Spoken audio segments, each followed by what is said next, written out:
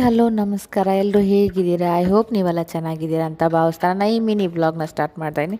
ಸಿಂಪಲ್ಲಾಗಿ ಬೆಳಗ್ಗೆ ಟೊಮೊಟೊ ಬಾತ್ ಮಾಡಿದ್ದೆ, ಅದನ್ನು ಬಾಕ್ಸ್ ಕಟ್ಕೊಂಡು ಆಫೀಸ್ಗೆ ಹೋಗಬೇಕು. 2 ಬಾಕ್ಸ್ ಇರುತ್ತೆ, ನನ್ನ ಮಗನಿಗೆ ನನಗೆ, ಮತ್ತು ಅವನಿಗೆ ಲಂಚು ಕೂಡ ಅದೇ ಹಾಕಿದ್ದೆ ಇವತ್ತು ಬಾಕ್ಸ್ಗೆ. ಏನು ಮಾಡೋಕ್ಕೆ, 2 ರೆಸಿಪಿ ಮಾಡೋಕ್ಕಾಗಿಲ್ಲ ಅಂತ. ಆ್ಯಕ್ಚುಲಿ ಲಾಂಗ್ ವಿಡಿಯೋ ಏನು ಮಾಡ್ಕೊಳಕ್ಕೆ ಹೋಗಿಲ್ಲ.